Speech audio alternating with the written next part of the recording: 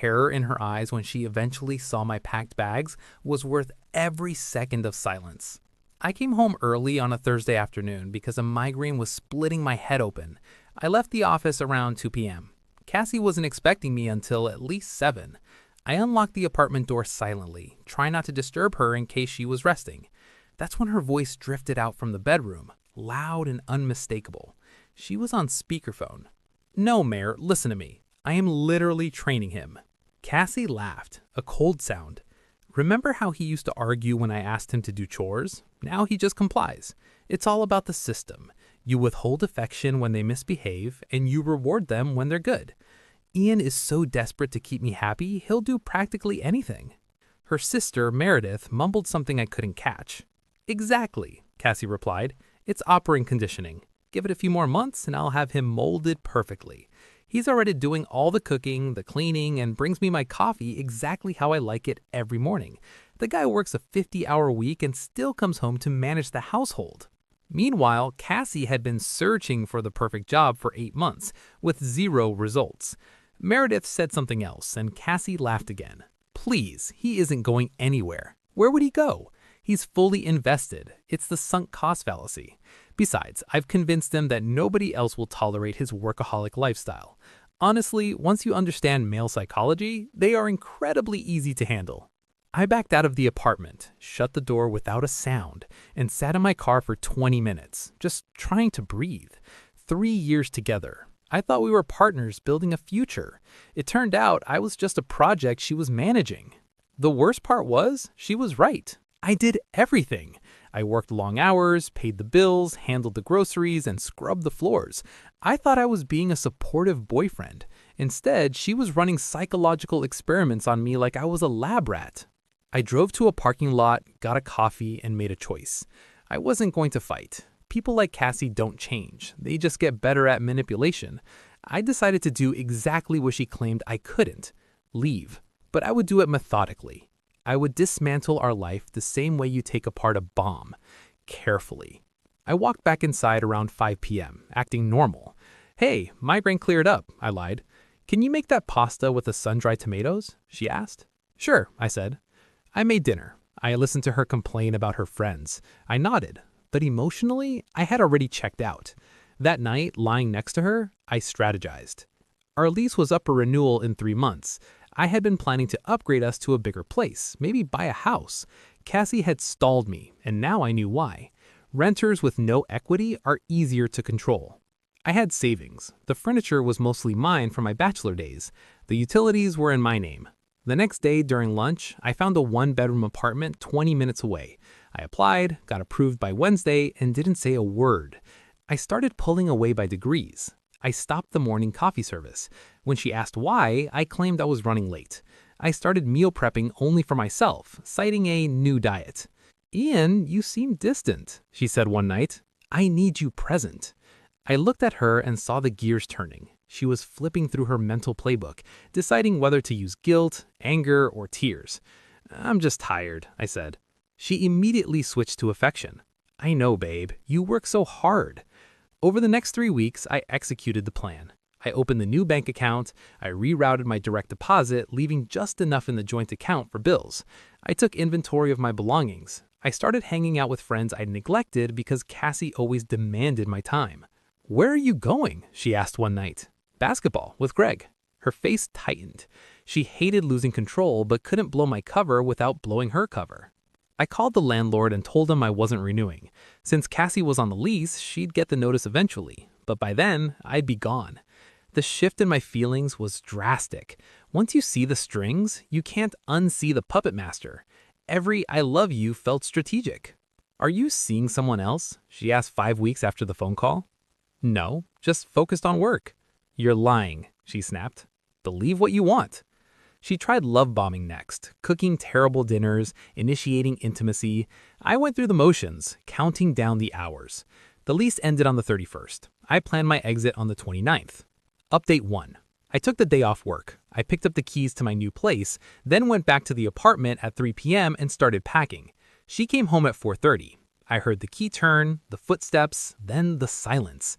I was in the bedroom, boxing up my clothes. My books, gaming console, and kitchen gear were already packed. Ian, her voice wavered. What are you doing? Packing? I can see that. Why? I'm moving out. Her face cycled through confusion, shock, rage, and finally a calculated calm. Very funny. What is this really about? It's about me leaving. The lease is up in 2 days. I'm not renewing. You can't just decide that. I can, and I did. She switched to her soft, pleading voice. Ian, stop. We can talk about this. You're being impulsive. I'm being deliberate. I've been planning this for 6 weeks. That hit her. 6 weeks? What happened 6 weeks ago? I came home early. I heard you on speakerphone with Meredith. The training conversation. She went pale. I didn't mean it like that. I was just venting. You meant every word. And you were right. I was trained. I did everything while you did nothing. But you were wrong about one thing. You said I was too invested to walk away. Turns out, once you realize you're a project and not a partner, leaving is easy. Cue the waterworks. Please, we can fix this. I'll change. There's nothing to fix. We're done. I kept packing while she cycled between begging and screaming. Greg showed up with his truck at 7 p.m. Dude, he whispered, seeing her face. You good? Yeah, let's go. She tried to claim some of the boxes were hers. I pulled up digital receipts on my phone proving I bought the items before we met. She backed off. By 10 p.m., the apartment was stripped of my existence. I left a couch we bought together. You'll regret this, she screamed as I walked out the door. No one else is going to put up with your workaholism. Maybe, but at least I'll be with someone who sees me as a human being. I slept on an air mattress in my new place, surrounded by boxes. It was the most peaceful sleep I had in years. No one to manage, no one to grade my performance, just me. I blocked her number at 2 a.m. after 30 abusive texts. Update 2. The first week was silent. Then the storm hit. Cassie tried to force her way into my office building. Security stopped her. My boss was understanding but concerned. That night she was waiting by my car. I just want to talk, she pleaded. We have nothing to talk about. She switched to insults. You're pathetic. You're going to die alone. I'd rather be alone than managed by you, I said, driving away. Then came the family harassment. Her parents called. Meredith called. I blocked all of them. 2 weeks post-breakup, my old landlord called. Ian, Cassie's claiming you stole joint property. She's threatening legal action. I have receipts for everything I took. Sending them now. I emailed him a folder of proof. He thanked me and shut her down. She took to social media, posting vague rants about narcissistic abuse and financial control. I ignored it. I was doing great. I was cooking for myself, reading, and reconnecting with friends. Then I ran into Dana, an old coworker. We grabbed drinks. It was effortless. No games, no performance. We started seeing each other casually. I saw your ex's posts, Dana mentioned one night. Most people can see right through that, you know? I hope so. Cassie's spy network spotted us. My phone blew up with texts from unknown numbers calling me a liar and a cheater. I had my lawyer friend draft a cease and desist warning. Then Cassie showed up at the bar where Dana and I were having dinner. She caused a massive scene. So you did have someone else, she shrieked. I met Dana after we broke up, I said calmly. You need to leave.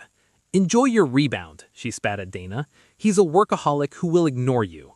Thanks for the tip, Dana said coolly. I'll take my chances. The manager kicked Cassie out. Dana looked at me and laughed. Well, that explains why you're guarded. Her reaction meant everything to me. Update 3. Final. It's been 4 months. I want to close this chapter. Cassie didn't give up easily, but she eventually ran out of ammo. She tried to get into my building again. Security handled it. Her dad tried to shame my dad. My dad told him to get lost. She tagged me in more abuse posts. I untagged myself and lived my life. The final nail in the coffin was practical. The lease ended. She had to move out. Since she had been voluntarily unemployed for 8 months while I funded our life, she had no money. The financial abuse narrative collapsed when mutual friends realized I paid for everything while she sat at home. She had to move back in with her parents. Most of our mutual friends sided with me once they heard the training story. Dana and I are still together. We're taking it slow. 3 months in, she told me, you know you can relax, right? I'm not keeping score. I'm working on it. 3 years of walking on eggshells takes time to unlearn. I heard through the grapevine that Cassie's already living with a new guy she met online. It's been 2 months. She's posting about how he finally understands her. I don't feel hangry. I just feel bad for him. He's the new trainee. Maybe he'll figure it out faster than I did. As for me, I got a promotion. Turns out I'm great at my job when I'm not emotionally drained at home. I furnish my apartment. It's not fancy, but it's mine. I cook what I want. I clean when I want. Someone asked if I regret not trying to work it out or give her closure. No, some things aren't broken. They were built wrong from the start. When someone tells you who they are, believe them. Cassie told her sister I was a project. That was the truth. She trained me to comply, but I trained myself to leave. The difference is, my training stuck. If you're with someone who talks about managing